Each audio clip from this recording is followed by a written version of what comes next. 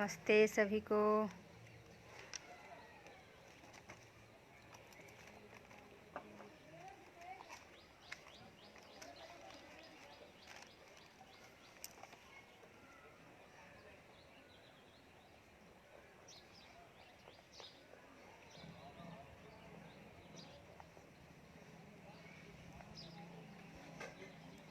सभी लोग धीरे धीरे जुड़ रहे हैं।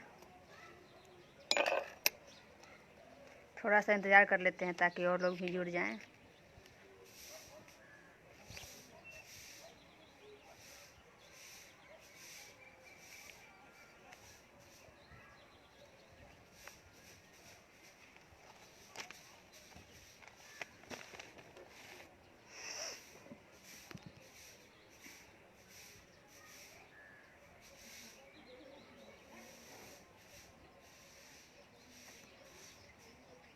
चक्रधर शुक्ला जी नमस्ते जी। शुक्ला जी कुछ बोलेंगे अभी? हम सोच रहे हैं कुछ लोग और भी जुड़ जाएं। चंद्रभूषण ब्याहुत नमस्ते नमस्ते। थोड़ा सा इंतज़ार कर रहे हैं ताकि कुछ लोग और भी जुड़ जाएं, इसलिए अभी स्टार्ट नहीं किए हैं। अनुराग ठाकुर जी भी हमारे साथ जुड़ गए हैं।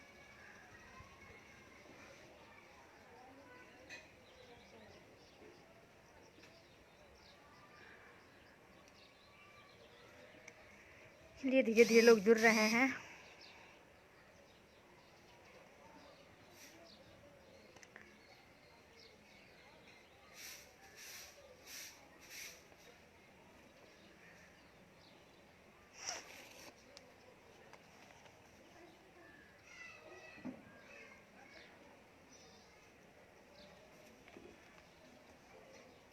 नमस्ते अभिषेक जी नमस्ते। सभी लोग जल्दी से जुड़ जाएं ताकि हम लोग अपना विषय शुरू करें।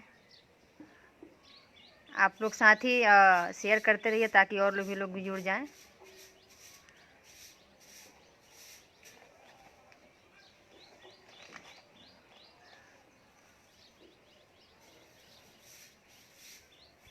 अभिजीत मिश्रा जी हमारे साथ जुड़ गए हैं। नमस्ते अभिजीत जी। चलिए तो हम लोग शुरू करते हैं फिर। सभी को नमस्ते। अब एक बार मैं अपना परिचय सभी के समक्ष रखती हूँ। मैं लक्ष्मी कुमारी, अखिल भारतीय विद्यार्थी परिषद की प्रदेश मंत्री, और मैं सिवान से में रहती हूँ। हर्ष जी नमस्ते। और आज मुझे बड़े ही सौभाग्य की बात है, योगी शैलेंद्र जी नमस्ते, कि मुझे आज एबीवीपी इस चंपारण यहाँ से मुझे कुछ बोलने का मौका दिया गया है। ऐसे तो मैं प्रवास के मद्देनज़र मैं चंपारण 2-3 बार जा चुकी हूँ, तो बहुत अच्छा खासा अनुभव रहा वहाँ का। तो सबसे पहले मैं वहाँ के सभी कार्यकर्ताओं का बहुत ही हृदय से सहृदय उन सभी को धन्यवाद करती हूँ कि आप सभी ने मुझे अपने इस फेसबुक पेज पे आमंत्रित किया और कुछ बातों को रखने का मौका दिया। तो आप सभी को बहुत बहुत धन्यवाद। साथ ही अभी मैं थोड़ा सा मोतिहारी का, जो अभी हमारा इस भीषण परिस्थिति में हमारे साथ जो आपदा आन पड़ी है, तो इस स्थिति में जो मोतिहारी का कुछ सेवा कार्य रहा, बहुत सारे वहाँ पे कार्यकर्ताओं ने मिलकर इसमें जी जान लगाकर सबसे ज़्यादा अगर कहीं रक्तदान हुआ है तो मोतिहारी में हुआ है। इसके लिए मैं मोतिहारी के सभी कार्यकर्ताओं का बहुत बहुत धन्यवाद देती हूँ कि आप सभी ने इस भीषण परिस्थिति में, इस तरह की आपदा की परिस्थिति में ब्लड डोनेशन किया। इसके लिए आप सभी को बहुत बहुत धन्यवाद। और फिर वहीं पे मोतिहारी के कार्यकर्ताओं द्वारा जो सैनिटाइज़र बनाकर खुद से डॉक्टरों की सलाह से बनाया गया और वितरण किया गया, इसके लिए भी आप सभी कार्यकर्ताओं का बहुत बहुत धन्यवाद। ऐसे बहुत सारे सेवा कार्य वहाँ पे किए गए, बहुत सारी सहायताएँ वहाँ पे की गई भोजन का। नमस्ते अजीत भैया। अजीत भैया भी हमारे प्रांत सह संगठन मंत्री हमारे साथ जुड़ गए हैं। आपका इस लाइव में स्वागत है।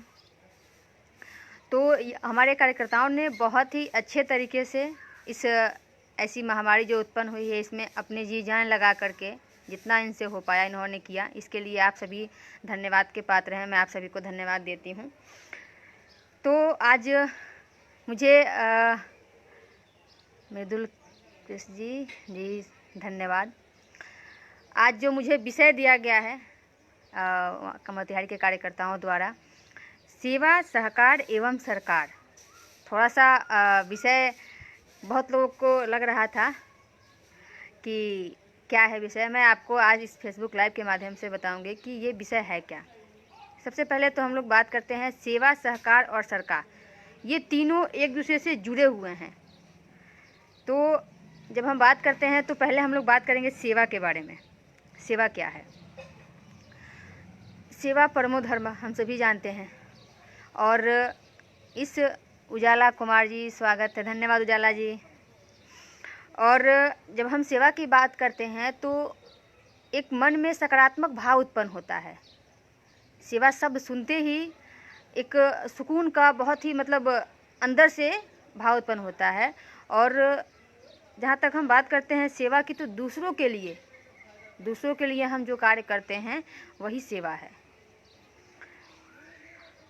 जैसे कि वृक्ष, नदी, साधु, ये सब जो हैं ये कभी अपने लिए नहीं जीते।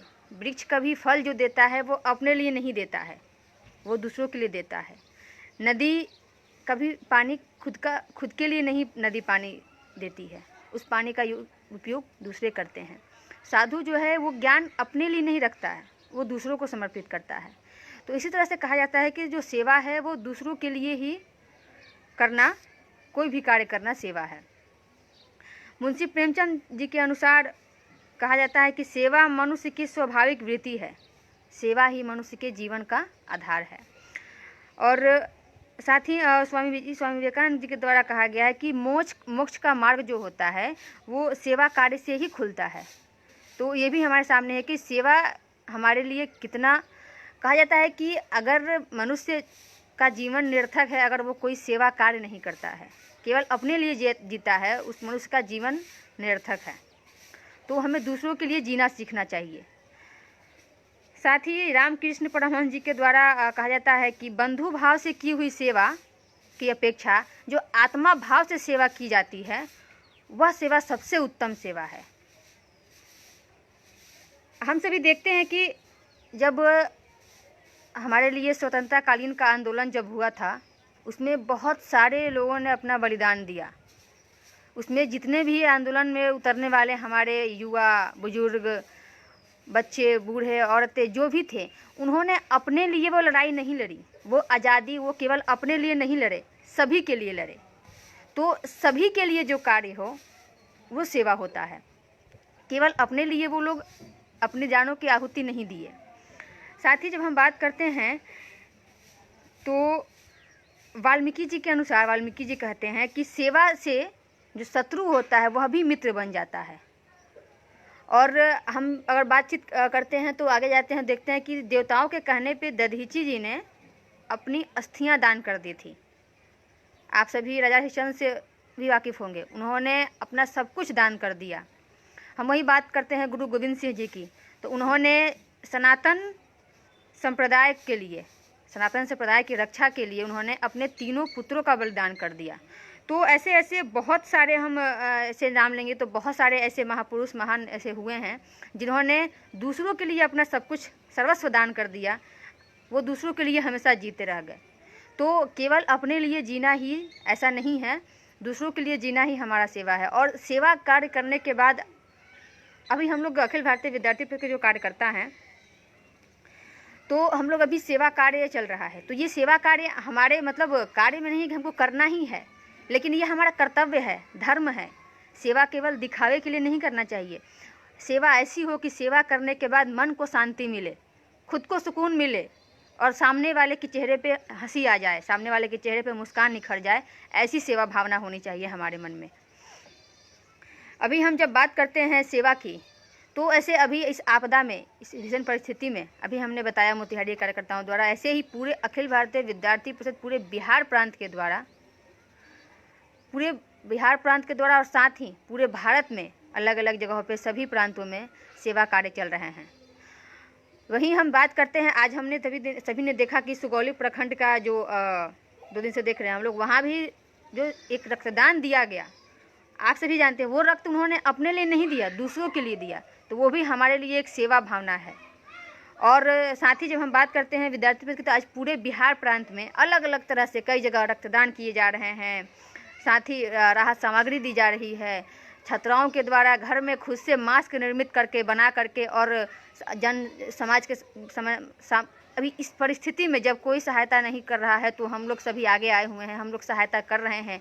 छात्राएं अपने घर पे अपने फैमिली मेंबर के साथ मिलकर और मास्क बांटने में मास्क लोगों को दे रही हैं, सहयोग कर रही हैं। साथ ही कई जगहों पे तो हमने देखा कि लगातार बिना रुके बिना थमे हमारे कार्यकर्ता बंधु प्रत्येक दिन कहीं ना कहीं कोई ना कोई सेवा कार्य से भोजन सामग्री भोजन बना करके और उसको पैकेट में रख करके फिर लोगों को वितरण कर रहे हैं। आज हमारे देश में जो मजदूर कहीं कहीं से आ रहे हैं, रास्ते में राहगीरों तक को हम सब लोग मदद कर रहे हैं। तो ये ऐसी होनी चाहिए सेवा भावना कि दूसरे वाले के चेहरे पे मुस्कान आ जाए, उसको कुछ राहत मिले। साथ ही हम जब बात करते हैं बड़े स्तर पे तो आज पूरे बिहार के द्वारा भरत भैया, नमस्ते भैया, स्वागत है आपका इस लाइव में। तो आज हम जब बात करते हैं तो देखते हैं कि आज पीएम केयर फंड में आज पूरे बिहार प्रांत के द्वारा एक बहुत ही बड़ा अमाउंट सेवा कार्य में दान दिया गया। 36,64,329 ऐसे करके कुछ हमारे पास आंकड़े आए हैं। ये पीएम केयर फंड में दिया गया। ये बहुत ही विद्यार्थी प्रतिनिधि कार्यकर्ताओं के लिए बहुत ही गर्व की बात है कि हम सभी ने अपना सहयोग दिया। लगभग 6,900 कार्यकर्ताओं ने इसमें योगदान दिया है। तो मैं एक बार इस फेसबुक लाइव के माध्यम से सभी कार्यकर्ताओं को, छात्रा, अध्यापक सभी को मैं एक बार बहुत बहुत धन्यवाद देती हूँ। बहुत बहुत आप सभी का आभार कि आप सभी ने इस पीएम केयर फंड में आप सभी ने सहयोग किया। इसके लिए सरकार के लिए आपने अपना कुछ योगदान दिया, इसके लिए आप सभी को बहुत बहुत धन्यवाद। तो जब हम बात करते हैं अभी सेवा कार्य के बारे में तो अलग अलग जगहों पे अलग अलग तरह के बहुत सारे सेवा कार्य चल रहे हैं। हमने शुरू में ही कहा था सेवा, सहकार और सरकार तीनों एक दूसरे से कड़ी जुड़ा हुआ है। सेवा तो हम लोग कर रहे हैं, लेकिन जब हम बात करते हैं सहकार की,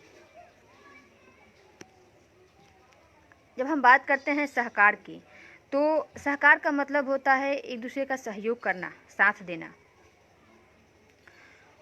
और ये तभी संभव हो सकेगा जब हम लोग एक दूसरे का सहयोग करना, साथ देना, जैसे कहा जाता है, एक श्लोक है, संग छद्वम संग ध्वम सम वो मनांसी जानतम।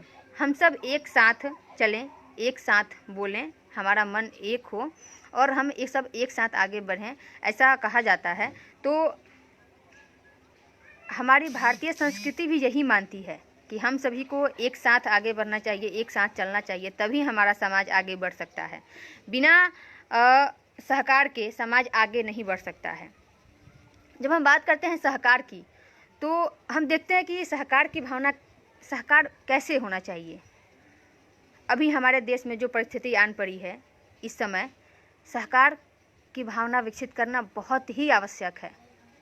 हम केवल अभी इस समय केवल अपने बारे में न सोचें, हम ये भी देखें कि हमारा जो बगल का पड़ोसी है उसकी क्या स्थिति है। हम मज़े में हैं, खा रहे हैं, हमारे पास सब कुछ उपलब्ध है, लेकिन वहीं अगर जब बगल वाले घर की बात करते हैं तो अगर वहाँ कोई परिस्थिति अनुकूल नहीं है, वहाँ हम 2 टाइम 3 टाइम का भोजन कर रहे हैं, वहाँ उनके लिए 1 टाइम का भी भोजन उनको नहीं नसीब हो पा रहा है, तो फिर हम लोग सहकार की भावना को विकसित, मतलब वहाँ बहुत ही आवश्यक है। केवल अपने लिए नहीं जिए, वहाँ उनकी मदद करनी चाहिए। ऐसा गांव में देखा जाता है। ये हमारी सांस्कृतिक परंपरा चली आ रही है कि जब हमने खुद भी देखा है कि जब गांव में कभी किसी के यहाँ बगल में किसी के यहाँ कुछ खाना आज नहीं बना, कोई ऐसी परिस्थिति आन पड़ी तो उनके यहाँ आज भोजन नहीं बन पाया, या आज उनके घर में चावल नहीं है, कभी आटा नहीं है, तो लोग अगल बगल से मदद ले करके, और लोग करते भी हैं, पहले भी करते थे, आज भी कुछ बहुत लोग हैं जो करते हैं कि आज उनके घर में चावल नहीं है तो हम उनके यहाँ चावल दे दिए, आज आप बना लो, जब आपके पास होगा तो दे देना, वरना आप खाओ। तो ये भावना हमको विकसित करनी होगी। आज हम बात करते हैं जब इस परिस्थिति में, तो हमारे जैसे कि कभी किसी के यहाँ शादी विवाह समारोह कुछ भी होता था तो शादी बगल वाले घर में है, लेकिन पूरा गांव एकजुट होकर के और एक सहकार की भावना के साथ उनकी मदद करता है।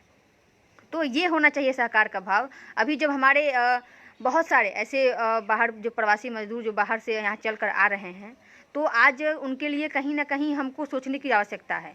अगर हम उनके लिए नहीं सोचेंगे तो कौन? हम सभी लोग कहते हैं कि ठीक है सरकार हमारे लिए कर रही है, लेकिन सब कुछ सरकार पे छोड़ देना भी ये सही नहीं है। आज जब रास्ते में जो राहगीर चल रहे हैं उनके लिए हमारे कार्यकर्ता लगे हुए हैं, जहाँ जो मिल रहा है उनको वहाँ भोजन की व्यवस्था की जा रही है, जितना उनसे हो पा रहा है वो कर रहे हैं। तो ये भाव हमारे मन में होना चाहिए। सहकार की भावना विकसित करने के लिए हम लोग देखते हैं कि जैसे कि मान लीजिए कि दूसरों से अगर कोई दूसरा है तो हम उससे ईर्ष्या ना करें, उसको हम अपने साथ लाएं, उसको साथ हम भी आगे बढ़ें, उसको भी आगे बढ़ने की प्रेरणा दें। ऐसी सहकार की भावना होनी चाहिए। आज हम ये जब देखते हैं तो ये गाँव में तो बहुत ही अच्छा है। यहाँ तक मुझे लगता है, यहाँ तक मैं देखती हूँ कि अभी भी हमारे गाँव में सहकार की भावना है। अगर किसी के यहाँ, जैसे कि हम शहरों में देखते हैं कि एक ही बिल्डिंग है, उसमें 10 तरह के परिवार रह रहे हैं, तो आप देखते हैं कि एक जो परिवार है उसमें उसके यहाँ कोई पार्टी होता है, कोई बर्थडे पार्टी, फंक्शन, शादी विवाह कुछ होता है, तो और बगल में अगर किसी के यहाँ किसी की तबीयत खराब हो या कुछ वहाँ पे घटना घटित हो गई हो, तो उस घर परिवार वाले को उसी फ्लैट में रह रहे हैं, हमने देखा है ऐसा बहुत जगह कि उन दोनों को किसी से कोई मतलब नहीं रहता है। वो अपने खुशी में मगन है, ये अपने दुख में मतलब पूरा दुख में वो बिल्कुल से पीड़ा में वो अपना जीवन उस वक्त समय गुजार रहा होता है, और जो बगल वाला फ्लैट है वो अपना खुशी मना रहा होता है।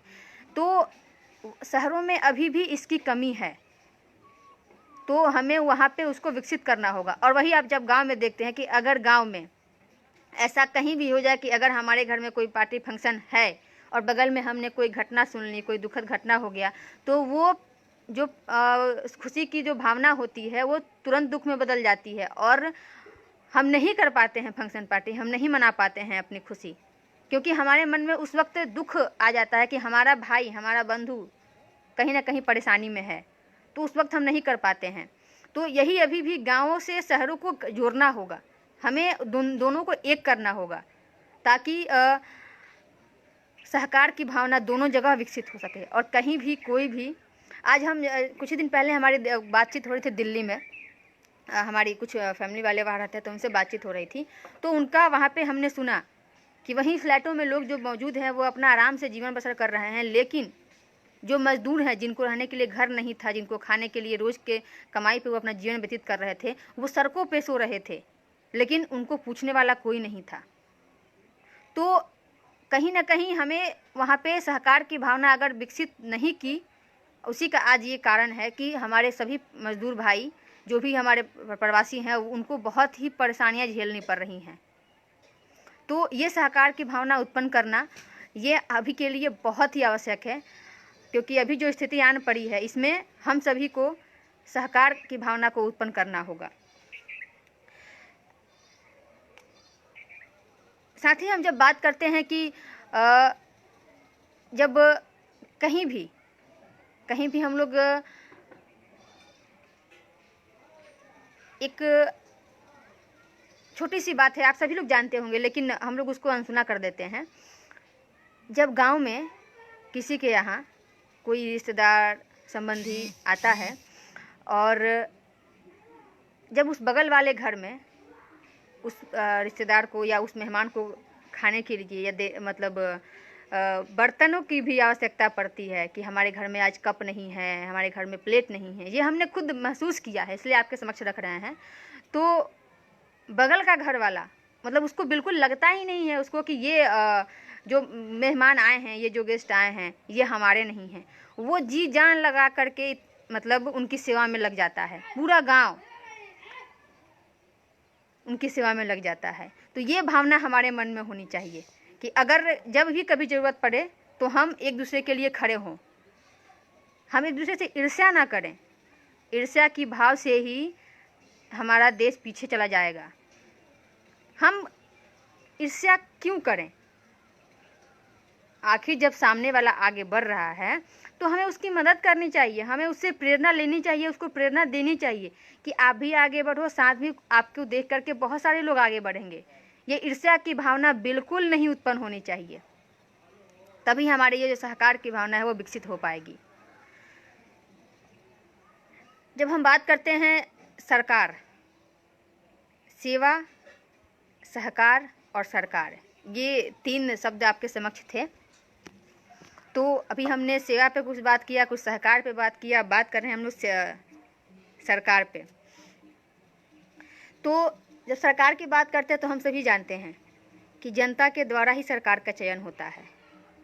और अगर हम जैसे हम आज के विषय जो है सेवा, सहकार और सरकार, इसके संदर्भ में हम यही बात करते हैं, तो अगर हम सरकार का जो निर्देश दिया जाता है, जो भी सरकार का भी निर्देश है, उसका पालन नहीं करते हैं तो निश्चित तौर पे वह हमारे सहकार एवं सेवा कार्य में बाधा उत्पन्न होता है। जो भी हमें सरकार के द्वारा निर्देश मिल रहे हैं उनका पालन करना हमारा कर्तव्य होना चाहिए। अभी जो स्थिति आन पड़ी है, इस समय में सरकार जो हमसे अपेक्षा कर रही है कि हमें आत्मनिर्भर बनना चाहिए, तो इसमें भी हमें सहयोग करना होगा। सरकार की पूरी सहयोग करनी पड़ेगी, क्योंकि स्वामी विवेकानंद जी कहा करते थे कि अगर किसी भी राष्ट्र को अगर परम शिखर की ऊंचाइयों तक पहुंचना होगा तो उस राष्ट्र के प्रत्येक व्यक्ति को आगे आना होगा, उस राष्ट्र के प्रत्येक नागरिक को कार्य में आना होगा, तभी जाकर के वो राष्ट्र विकसित हो पाएगा। तो अभी का समय हमारा वैसा ही आन पड़ा है। अभी के समय में प्रत्येक व्यक्ति को आगे आना पड़ेगा और खुद आत्मनिर्भर, जैसे कि सरकार, हमारे माननीय प्रधानमंत्री जी के द्वारा जो कहा गया है आत्मनिर्भर, तो इस पे हमको सही में फोकस करना होगा। और हमें आत्मनिर्भर भारत की कल्पना केवल कल्पना करने से नहीं होगा, हमें करके दिखाना होगा।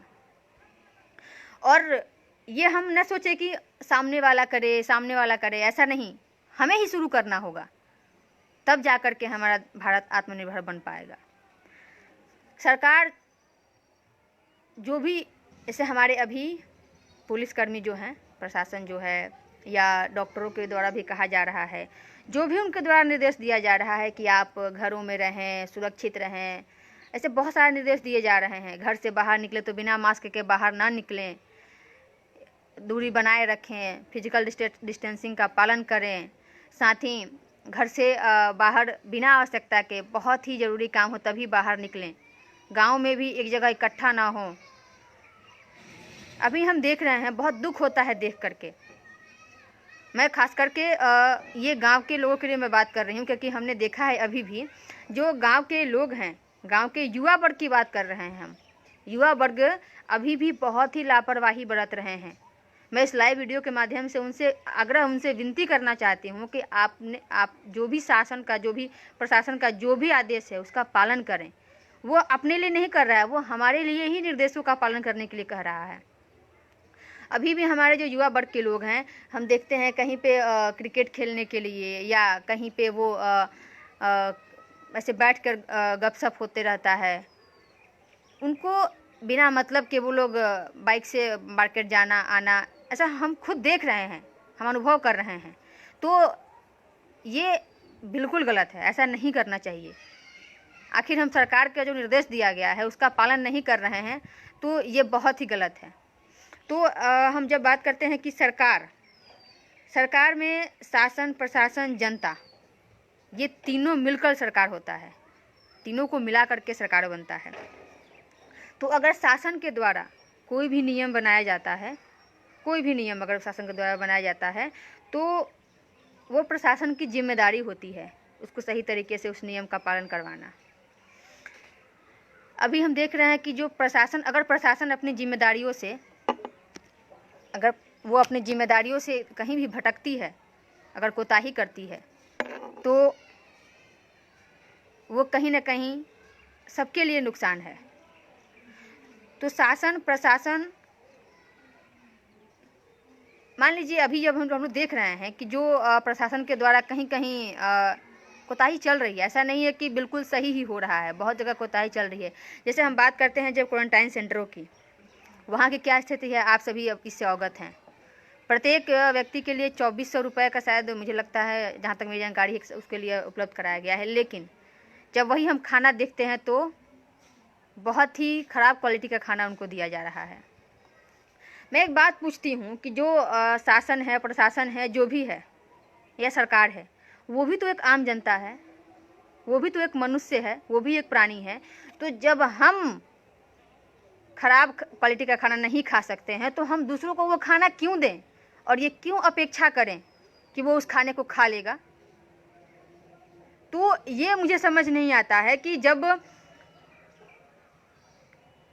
आप पुलिसकर्मी हैं, ठीक है, आप वीडियो हैं, मुखिया हैं, वार्ड है, जो भी हैं, लेकिन आपको चुना किसने है? उस जनता ने, और आप उसी जनता के साथ ऐसा व्यवहार कर रहे हैं। और आपको जरा सा भी आपके मन में ये नहीं मतलब लग रहा है कि जब हम इस खाने को नहीं खा सकते हैं तो हम उसको क्यों खिला रहे हैं। वो भी एक मनुष्य है, वो भी एक प्राणी है, उसे भी अधिकार है अच्छे भोजन करने का। तो ऐसा जब सरकार की तरफ से दिया जा रहा है, ऐसा नहीं है कि नहीं दिया जा रहा है, पैसे आ रहे हैं, दिया जा रहा है, लेकिन ये जो कोताही हो रही है, मैं इस फेसबुक लाइव के माध्यम से कहना चाहती हूँ कि आप सभी से मैं आग्रह करती हूँ, विनती करती हूँ कि ऐसी भोजन की जो खराब क्वालिटी है उसको सुधारें। साथ ही एक और बात है, अभी जो राशन दिया जा रहा है, कहीं कहीं हम लोग बात कर रहे हैं, देखते हैं कि वहाँ 5 केजी का है तो कुछ कम दिया जा रहा है, कहीं पे दाल दिया जा रहा है तो कहीं चावल नहीं। ऐसा क्यों? आखिर आपके पास सारी सामग्री आपको दी जा रही है, आपको सब कुछ उपलब्ध कराया जा रहा है कि आप उसको जनता में दें, आप ज़रूरतमंदों को, जो ज़रूरतमंद हैं, जो भी हैं, उनको दें, लेकिन ऐसा हो नहीं रहा है। तो मैं इन सभी लोगों से आग्रह करना चाहती हूँ कि ऐसा बिल्कुल ना करें। ये जो आप लोग मतलब इसको क्या कर सकते हैं, ये बहुत ही मतलब संवेदनशील हरकत है। ये ऐसी स्थिति बिल्कुल नहीं आनी चाहिए। हम बात करते हैं मनुष्य एक प्राणी है, ठीक है, लेकिन वे भेदभाव क्यों? आप प्रशासन, आप बड़े पद पे चले गए तो आपका भोजन अच्छा हो गया और जो लोग गरीब मजदूर प्रवासी हैं उनको भोजन जैसे भी देंगे खा लेंगे, वो तो खा ही लेंगे, क्योंकि कहा जाता है कि भूखे के लिए तो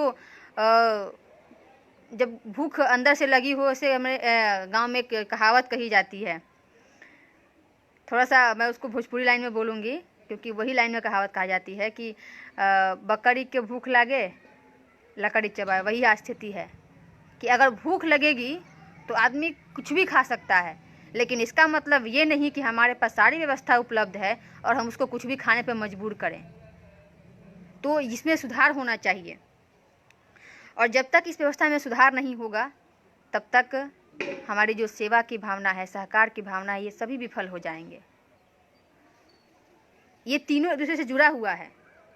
मैंने पहले ही कहा था, मैं फिर एक बार कह रही हूँ कि तीनों जुड़ा हुआ है, और तीनों को अगर सही करना है तो हमें, जैसा हम खुद के लिए, कहा जाता है कि जैसा व्यवहार हम दूसरों से चाहते हैं वैसा ही व्यवहार हमें दूसरों के साथ करना भी चाहिए। जो हम दूसरों से अपेक्षा करते हैं कि वो मुझे इतना सम्मान दे या इस तरह से मुझे करे, तो वैसा ही भाव उसके लिए भी उत्पन्न होना चाहिए। सही बोल रहे हैं आप अजीत भैया, ये लोग जो हैं चिंदी चोर दीमक हैं समाज के, इन्हीं के कारण आज समाज में लोग भूख से मर रहे हैं। ऐसा नहीं है कि हमारे पास उपलब्ध नहीं है, हमारे पास है सब कुछ उपलब्ध, लेकिन कुछ ऐसे चंद लोग जो हैं वो केवल अपनी जेब भरने के लिए इन सभी लोगों के साथ अन्याय कर रहे हैं। तो ऐसा करना एक बहुत ही बड़ा पाप माना जाएगा। अभी इस परिस्थिति में जो लोग नहीं समझ पा रहे हैं, अभी आज सहकार की भावना, मैंने पहले कहा सहकार, जहाँ सहकार की भावना उत्पन्न करनी चाहिए वहाँ लोग केवल अपने जेब भरने की सोच रहे हैं। ये बहुत ही निंदनीय है, इस पर हम सभी को ध्यान देना चाहिए। साथ ही अभी हम जो बात करते हैं योजनाओं की, सरकार की जो योजनाएं, बहुत सारी योजनाएं अभी आई हैं। आप सभी अभी कुछ दिन पहले आप सभी ने सुना होगा प्रधानमंत्री नरेंद्र मोदी जी को, और साथ ही आपने निर्मला सीतारमण जी को भी सुना होगा। हमारे पास एक बहुत बड़ा पैकेज आया है, सभी के लिए बहुत ही बड़ा पैकेज है। तो आप सभी ने सुना होगा 20 लाख करोड़ का पैकेज है ये। तो जब हम बात करते हैं सरकार की जो योजनाएं आती हैं, तो ये योजनाएं बहुत लोगों को मालूम नहीं होती हैं। तो इनके बारे में भी जानकारी देना, सहयोग करना हमारा कर्तव्य बनता है। हम सभी जानें, अभी जो ये पैकेज आया है इसमें कृषि के लिए, व्यवसाय के लिए, छोटे छोटे उद्योगों के लिए, इन सभी के लिए हमारे पास अभी व्यवस्थाएं उत्पन्न सबके पास पहुंचने वाली हैं, लेकिन हमें इसके लिए इन सभी की जानकारी रखनी होगी, साथ ही दूसरों को इसके बारे में जानकारी देनी होगी। अभी भी गांव में बहुत सारे ऐसे लोग हैं जिनको योजनाएं तो बहुत आती है, लेकिन उनको जानकारी नहीं होता है, उनके पास उस तरह से जो सुविधाएं हैं उपलब्ध नहीं है, उनके पास एंड्रॉयड फ़ोन नहीं है, नेट जो लोग यूज़ नहीं करते हैं, या न्यूज़ नहीं देख पाते हैं, टीवी नहीं है अभी भी। तो इन सभी जो जानकारियां हमारे पास हैं तो हमें उन तक पहुंचाने का पूरा प्रयास करना चाहिए, ये भी हमारे सहकार की भावना में आनी चाहिए। तो हम सभी अभी बहुत देर से एक साथ हैं, तो मैं चाहती हूँ कि अगर कुछ आप सभी कुछ लिखना, कुछ पूछना चाहते हो तो आप सभी पूछ सकते हैं। मैं इस फेसबुक लाइव के माध्यम से जितना मेरे से हो पाया मैंने आप सभी के समक्ष सेवा, सहकार एवं सरकार इस विषय पे अपनी बातों को रख पाई हूँ। मैंने पूरा कोशिश किया कि मैं अपना 100% आप सभी के समक्ष रखूं। तो जी सही बोल रहे हैं। अभी इन लोगों को समझ में नहीं आ रहा है, इन नेताओं को, इनको, कि अभी जो देश की स्थिति आन पड़ी है इसमें हमको सहयोग करना चाहिए, न कि लूट का जो जरिया है वो इसका अपनाना चाहिए। सभी लोग लूट करने के चक्कर में लगे हुए हैं। ये उनको लगता है कि ये अवसर, अरे हम कल को अगर कोई भी न रहे धरती पे तो वो लूट कर करेंगे ही क्या।